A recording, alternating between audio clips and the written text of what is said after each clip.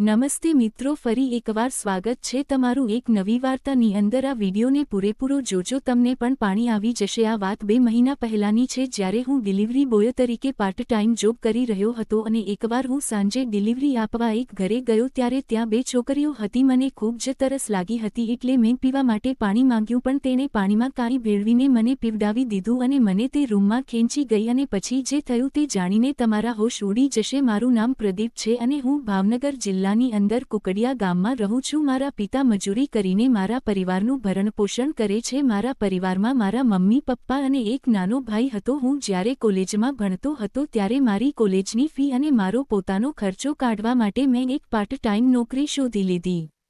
મેં એક મિત્રને વાત કરી તો તેણે મને ડિલિવરીમાં કામ અપાવ્યું। મારે સાંજના 6 થી 12 વાગ્યા સુધીનો સમય હતો અને ત્યાર પછી હું મારા રૂમ ઉપર જઈને સૂઈ જતો। બીજે દિવસે સવારે હું કોલેજ જતો અને બપોર પછી હું મારું લેસન કરતો અને ફરી સાંજના મારી નોકરી ઉપર જતો રહેતો। મને નોકરીમાં આજે 2 મહિના થઈ ગયા હતા।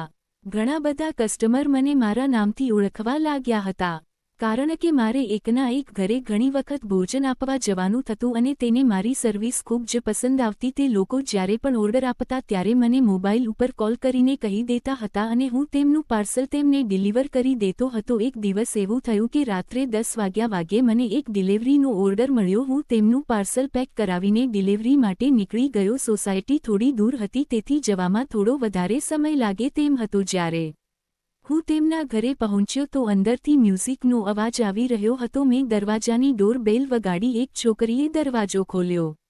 મેં તેને કહ્યું કે મેડમ, તમારું પાર્સલ આવી ગયું છે। તેણે કહ્યું કે હા, અમે તેને જ રાહ જોઈ રહ્યા હતા। મેં તેમને 2 પાર્સલ આપી દીધા। તે મને કહેવા લાગી કે આવો, તમે પણ પાર્ટીમાં આવી જાવ, કારણ કે તમે પણ મને ઘણા સમયથી અડધી રાતે પાર્સલ આપવા માટે આવો છો। મેં કહ્યું ના, મારાથી તમારી સાથે પાર્ટી ના કરી શકાય। ત્યારે તેણે કહ્યું કે હું તમને ડિલિવરી બોય તરીકે નહીં પણ એક મિત્ર તરીકે પાર્ટીમાં આવવાનું આમંત્રણ આપું છું। મેં કહ્યું ઠીક છે। પછી હું અંદર ગયો। મેં અંદર જોઈને જોયું તો પાર્ટીની અંદર ફક્ત 2 છોકરીઓ જ હતી અને હવે હું ત્રીજો માણસ હતો। ઘરમાં બીજું કોઈ હતું નહીં, તેના પરિવારમાંથી પણ તેમના ઘરે કોઈ હતું નહીં। તે બંનેએ ખૂબ જ શોર્ટ કપડાં પહેર્યા હતા અને તે એક અલગ જ મૂડમાં હતા। મ્યુઝિક ઉપર ખૂબ જ ડિસ્કો કરી રહ્યા હતા। તેમણે મારી સાથે પણ ડાન્સ કરવાનું શરૂ કર્યું। તે બંને વારાફરતી મારી સાથે કપલ ડાન્સ કર્યો। મને તો ખૂબ મજા આવવા લાગી। પછી એકે મારો હાથ પકડીને મને બેસાડી દીધો। મેં મારો હાથ પાછો ખેંચી લીધો તો તેણે ફરીવાર મારો હાથ પાછો પકડી લીધો અને તેની કમર ઉપર મૂકી દીધો અને તેના નખરા જોઈને મને તો મજા આવવા લાગી હતી। આમને આમ તે મારી સામે જોઈને ડાન્સ કરવા લાગ્યા અને તેની આગળનો ભાગ મને ટચ કરતી હતી। મને સમજાઈ ગયું કે આનો ઈરાદો ઠીક નથી, એટલે મારે કંઈક કરવું પડશે, પણ તેને મારી સાથે ખૂબ મજા આવી રહી હતી। પછી તે ધીમે ધીમે મને રૂમમાં લઈ ગયા અને તે વસ્ત્રો દૂર કરવા લાગ્યા।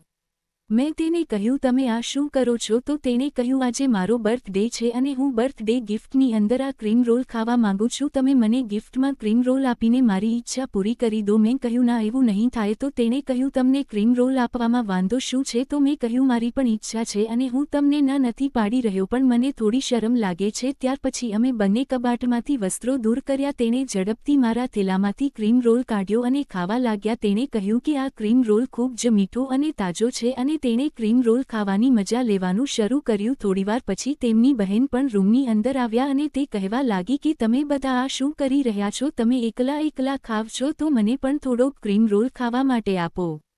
હવે તે બંને એકબીજા સાથે ઝઘડવા લાગી અને ક્રીમ રોલ માટે મોટો ઝઘડો શરૂ થઈ ગયો। એટલે મેં બંનેની વચ્ચે પડીને કહ્યું કે તમે બંને વારાફરતી ક્રીમ રોલ ખાઓ। આ ક્રીમ રોલ ખૂટી નહીં જાય, તે ખૂબ જ મોટો છે અને મીઠો પણ છે। તમે બંને ધરાઈ જશો। ડિલિવરી કરીને મને ખૂબ જ થાક લાગી રહ્યો હતો અને સાથે મેં ખૂબ ડિસ્કો પણ કર્યો હતો, એટલે હું સોફા ઉપર બેસી ગયો તો તે પણ મારી બાજુમાં બેસીને ક્રીમ રોલ ખાવા લાગ્યા। તેને ખૂબ જ ભૂખ લાગી હતી। થોડીવાર આરામ કર્યા પછી ફરી વખત અમે ત્રણેય ડાન્સ કરવા લાગ્યા અને ડીજેના ગીતો ઉપર નાચવા લાગ્યા। હવે લગભગ સવારે 4 વાગ્યા વાગી રહ્યા હતા। તો ફરી એક વખત તેણે મારી પાસે ક્રીમ રોલ માંગ્યો। મેં કહ્યું, ખરેખર તમે ફરી વખત ક્રીમ રોલ ખાવા માંગો છો? તો તેણે કહ્યું, હા। એટલે મેં ફરીથી મારો થેલો ખોલ્યો અને તેના હાથમાં ક્રીમ રોલ આપી દીધો અને તે કોફીની સાથે ક્રીમ રોલ ઝાપટવાનું શરૂ કર્યું। અને પછી જે થયું મિત્રો, તે જાણવા માટે વિડીયોના આગળના ભાગની રાહ જુઓ। મિત્રો, વિડીયો પસંદ આવે તો વિડીયોને લાઇક અને ચેનલને સબસ્ક્રાઇબ જરૂર કરજો. ફરી મળીશું એક નવા વિડીયોમાં. ત્યાં સુધી આવજો.